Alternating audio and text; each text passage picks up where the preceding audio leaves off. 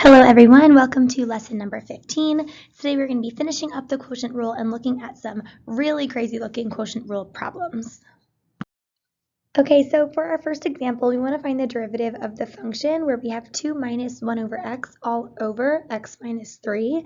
So because we have that 1 over x just in our numerator, the first thing I'm going to do before we even think about taking a derivative is just rewrite our function f of x to be 1 minus, and I'm going to represent, or 2 minus, and I'm going to represent that 1 over x as just x to the negative first power over our denominator x minus 3. It just makes it a little bit easier to see our quotient rule in there. Now I'm going to identify my f as my numerator function, 2 minus x to the negative 1, and my g as my denominator, x minus 3.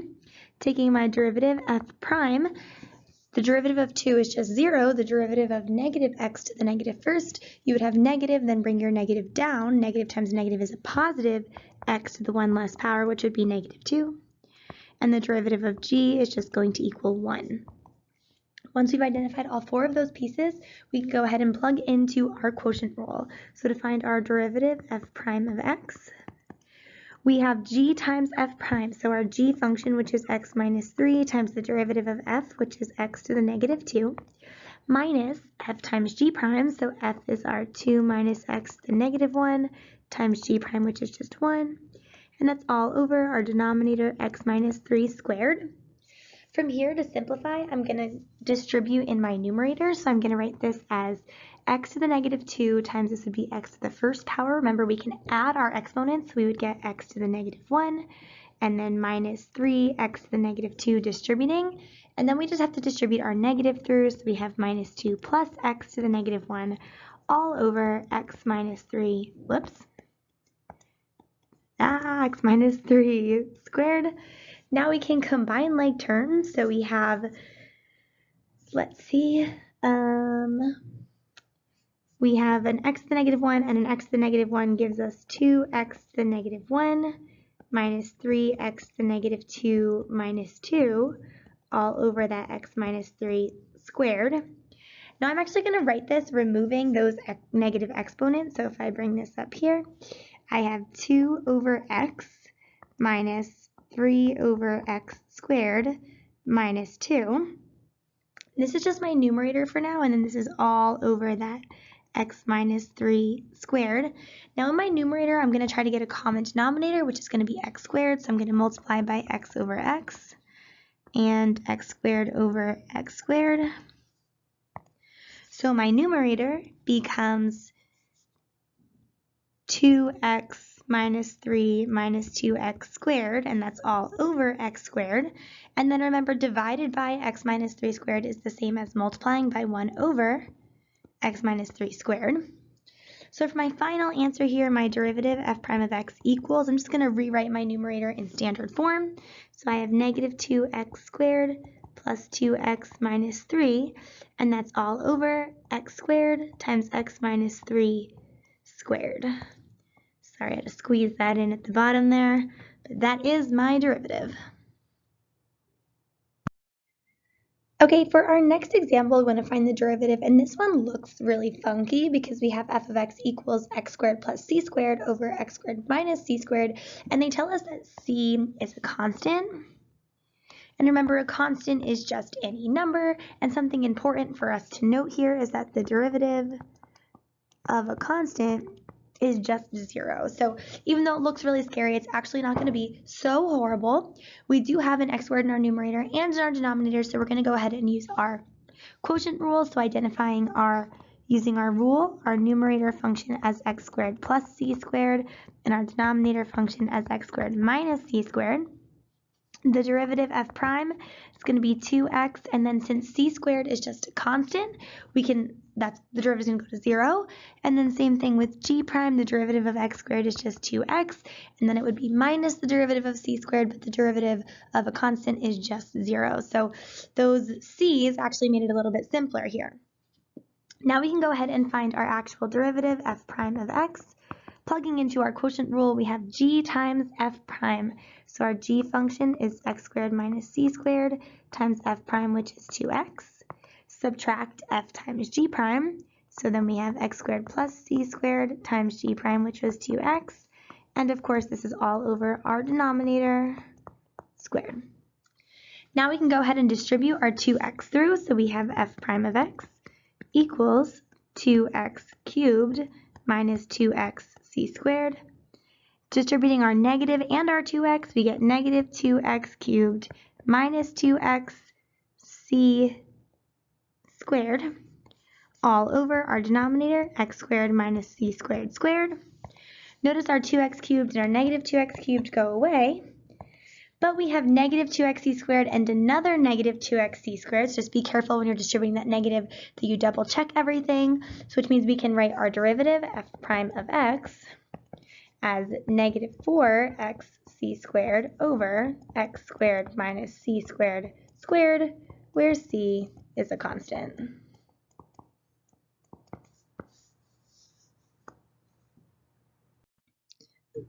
Looking at example 3, here we want to find the derivative of the function y equals 3 times the quantity 1 minus sine of x over 2 cosine of x. This one looks exciting because we have trig and we seem like we have a lot going on. Something I first just want to draw attention to is that we have this 3 and this 2 out front, so we have really a constant multiple.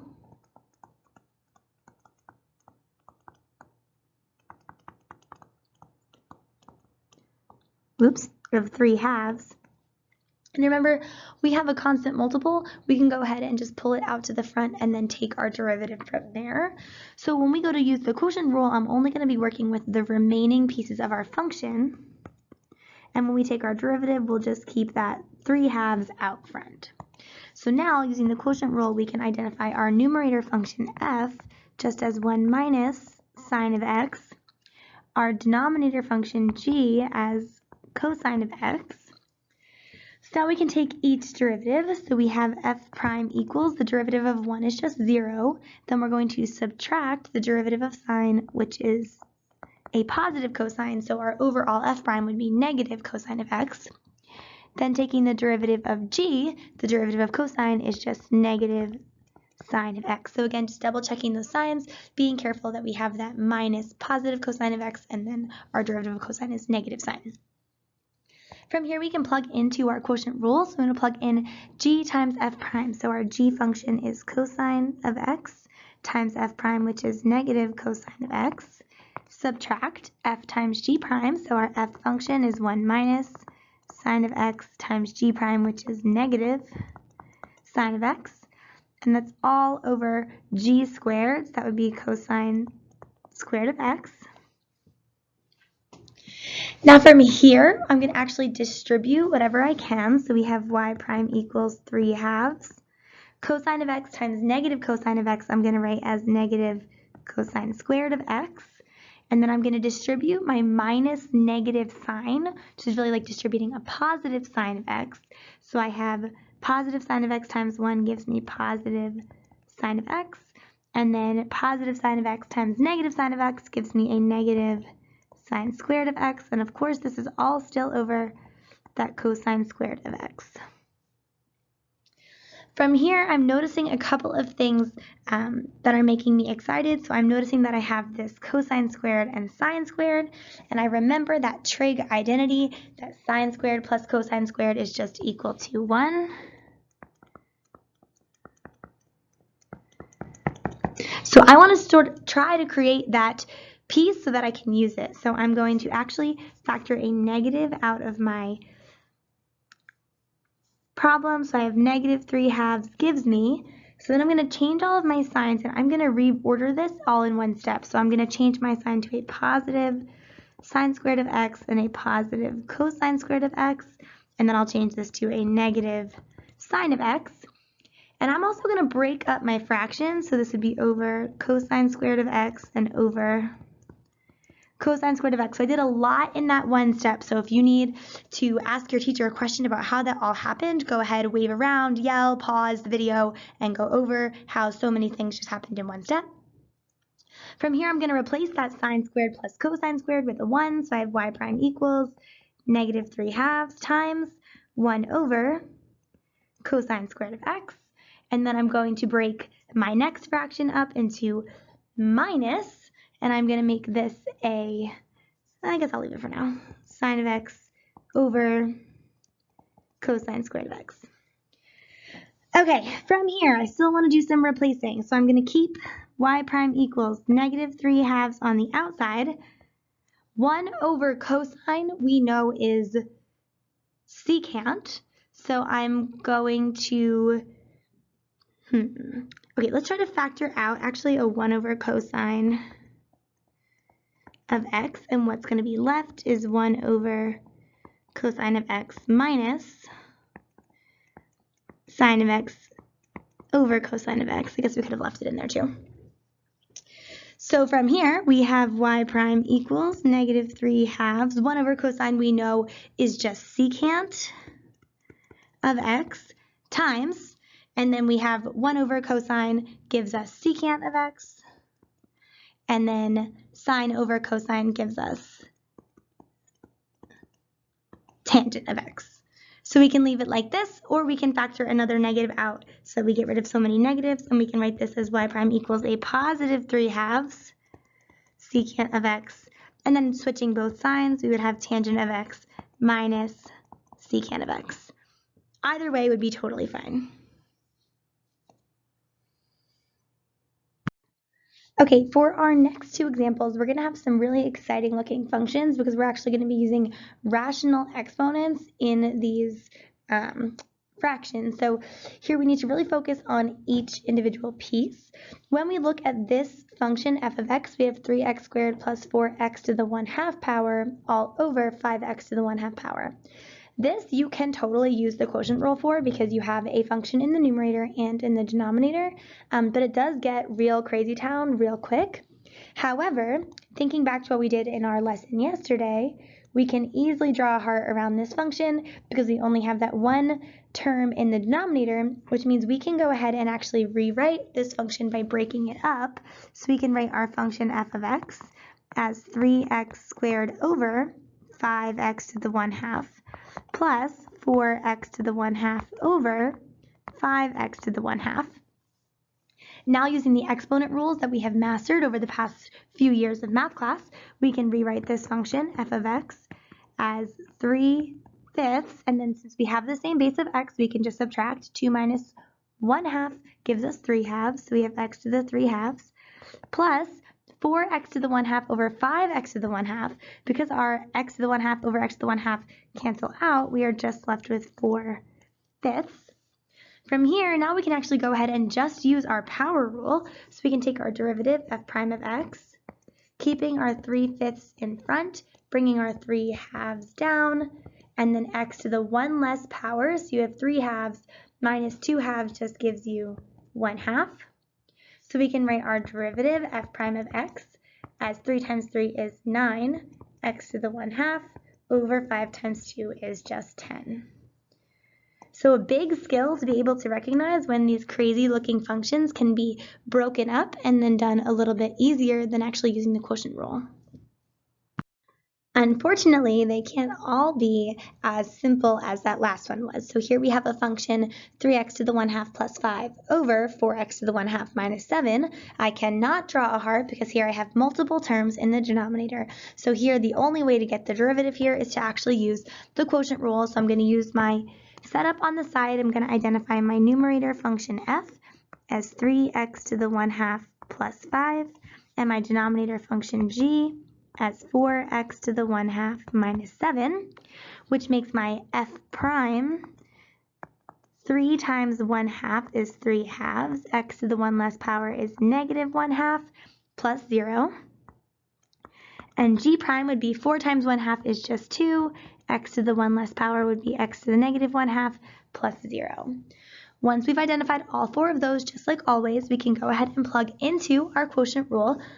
So we have our derivative, f prime of x is equal to g times f prime. So our g function is that 4x to the 1/2 minus 7 times f prime, which is 3/2 x to the -1/2.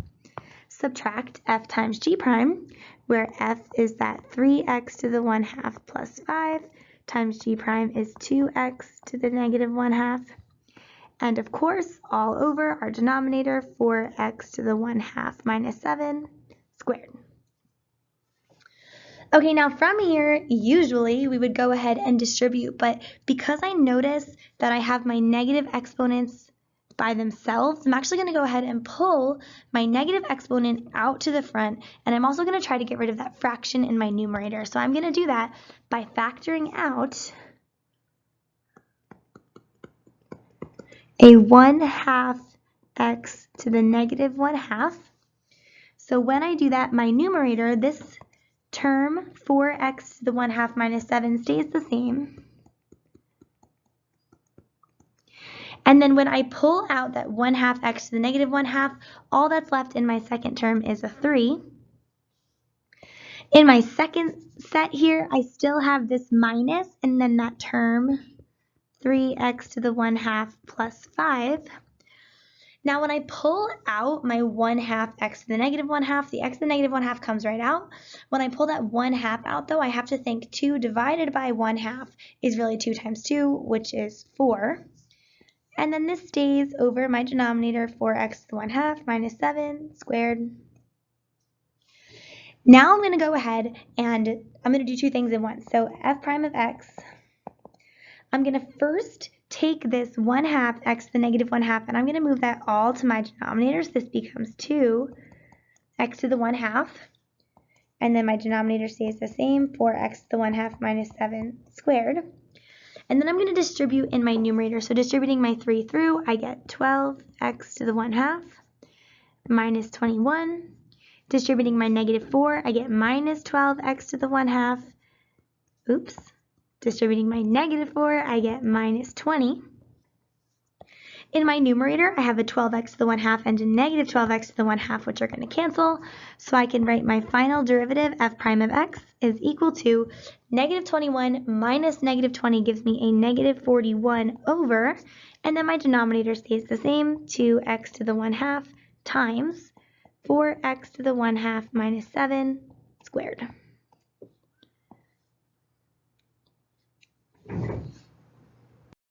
Okay, last example here. We're going back to more basic ones, but just to remember what is the point of even finding all of these derivatives, and that is that we can find an equation of the tangent line to the function at a given point, where our function here is x plus 3 over x minus 3, and we're given the point for 7. So remember, the tangent line means we need to take a derivative. So finding our derivative here, we would use our quotient rule. So I'm going to label my numerator function as x plus 3, my denominator function as x minus 3.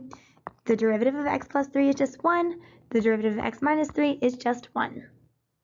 From here, I can go ahead and find my derivative, f prime of x, is g times f prime. So I have x minus 3 times 1 minus f times g prime. So x plus 3 times 1 all over our denominator squared, that x minus 3 squared.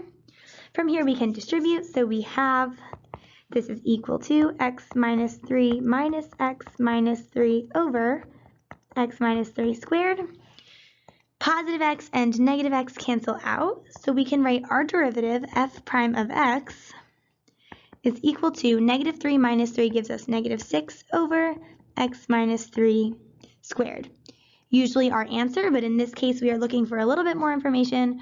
Our answer is going to be an equation, so we are just going to use that at the given point. So we need 4, 7. So the first thing we need to do is evaluate our derivative at that point 4, 7, which means we need to take this derivative and evaluate f prime at 4. So we're looking at negative 6 over 4 minus 3 squared gives us negative 6 over 4 minus 3 is just 1 squared. So our derivative, f prime of 4, is just negative 6. And remember, that is the slope of the tangent line. We also were already given our entire point of tangency.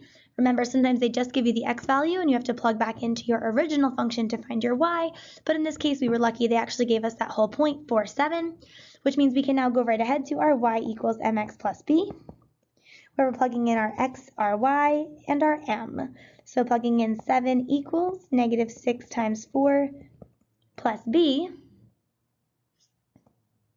So this gives us 7 equals negative 24 plus b.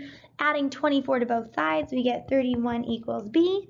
So the equation of the tangent line at this point would be y equals, plugging in our slope, negative 6x plus 31.